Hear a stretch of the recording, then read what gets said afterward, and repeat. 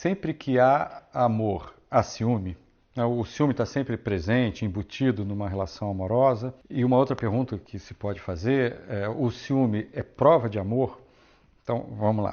Eu diria que o ciúme, em algum grau, é inevitável. Mas, justamente por sua inevitabilidade, me parece que ele certamente não é uma prova de amor e nem deve ser provocado ou cultivado. Porque o ciúme, numa relação amorosa, e a gente poderia pensar, o ciúme entre irmãos pela atenção dos pais, por exemplo.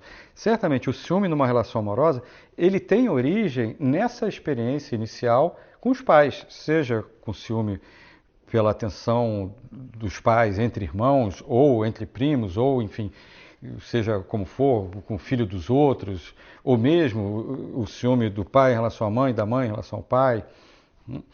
Então o ciúme ele é um afeto que diz respeito a um sentimento, é um afeto passivo, um amor passivo, portanto reativo, mas que diz respeito a um sentimento muito inicial de medo da perda do amor, que se confunde e se mistura, na verdade, mais do que se confundir, com o medo da perda do objeto amoroso. Então, vamos pensar na criança, né? Que aí eu acho que fica mais fácil pensar nas relações amorosas.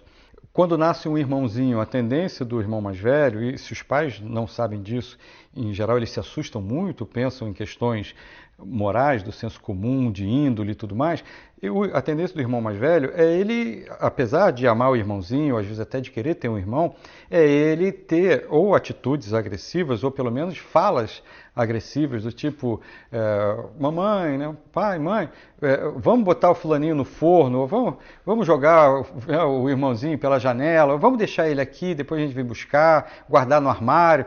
Né? Por mais fofinhas que sejam as falas, e às vezes não, né? Assim, a mãe vira de costas, aí põe o dedo no olho, bate.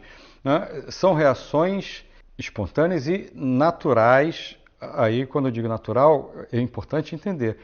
São afetos passivos, são reações, são reativos. Não é um sentimento originário, mas, num certo sentido, é um sentimento compreensível e talvez até inevitável. Por quê? Embora seja reativo e não originário. Não é que a criança nasce com o sentimento de posse ou que ela nasce com o ciúme. Não? Ela se sente amada, sente prazer, deseja ser amada, deseja o amor dos cuidadores, por exemplo, pai e mãe. Assim como dos irmãos, dos amigos, etc, etc.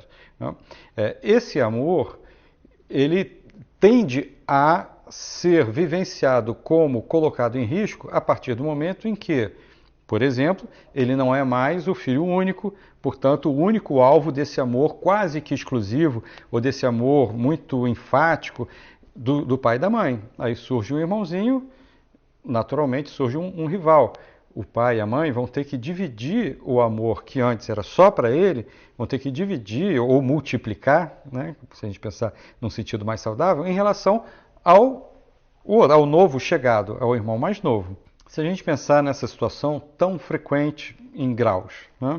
Se a gente pensar assim, um irmão que até então era o único alvo de amor e de atenção e de dedicação desses pais, que não sente nem um pouquinho de ciúme do irmãozinho que acabou de chegar, num certo sentido isso seria mais estranho, isso seria assim, que indiferença é essa? Talvez porque ele se sinta muito seguro do amor dos pais, pode ser.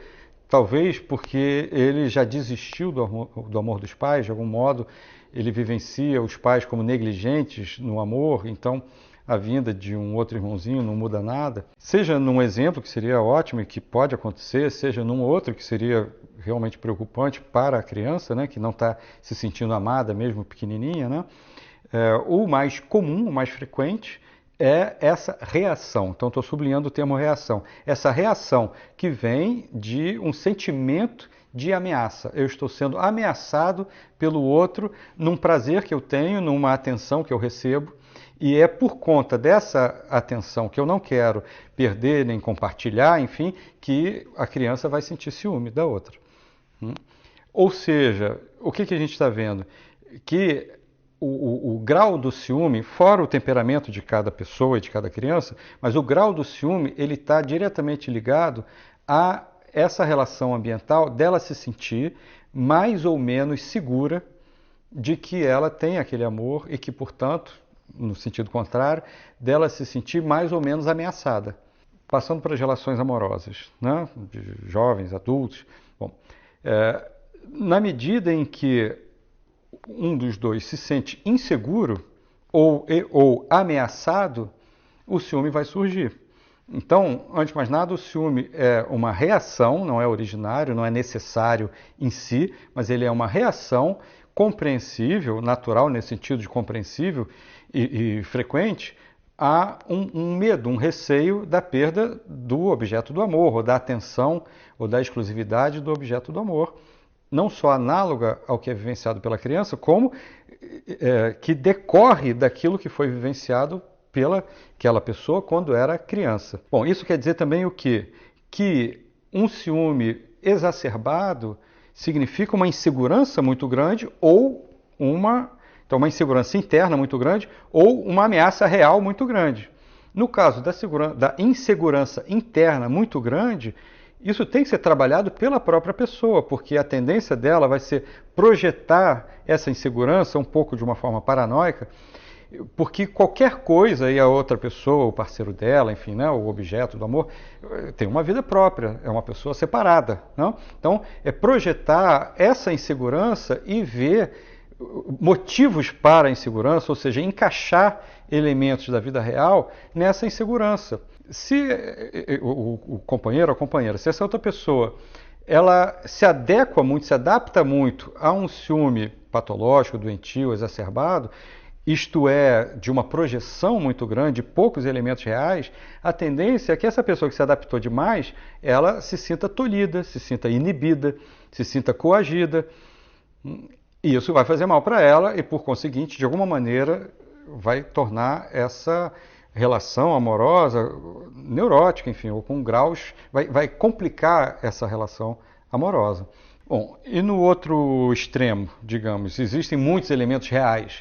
O parceiro ou a parceira dá muitos motivos, mais ou menos concretos, mais ou menos passagem ao ato, para que se sinta o ciúme. Bom, a melhor coisa a fazer é conversar e tentar se chegar a algum acordo, alguma compreensão melhor. Né? Talvez essa pessoa que mantém a relação e que, no entanto, faz jogos de ciúme ou provoca ciúmes ou tem uma atitude, mesmo que não seja de jogo, que de fato, efetivamente, objetivamente, dá margem a esse sentimento de ameaça e insegurança, talvez ela tenha que se perguntar ou tentar entender por que ela tem uma atitude compulsiva ou exacerbada nesse sentido.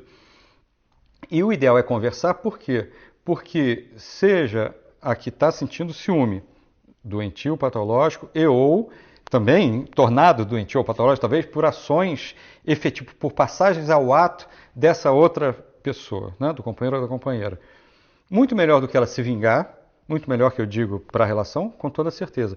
Para ela própria também, do que ela se vingar, do que ela também passar o ato, é ou terminar ou conversar e tentar ver se é possível um acordo onde vai ter que estar presente esse aspecto tão intrínseco do amor, que é compreensão do outro, aceitação com limites que são os limites da própria pessoa, do outro, do jeito do outro, temperamento do outro, do que é importante para o outro, e isso mutuamente. Se houver essa conversa, se puder haver esse entendimento, com certeza essa relação vai ser muito mais positiva, benéfica e empoderadora de ambos, né? Do que se entrar numa espiral de uma passionalidade pesada, negativa, com jogos de ciúme, né? E que pode, inclusive, se arrastar até uma relação tóxica, que seria péssimo para ambos, por mais que possa, enfim, ter elementos picantes ou de fortes emoções, mas que certamente vão ter, junto com as alegrias passivas, muitas tristezas envolvidas.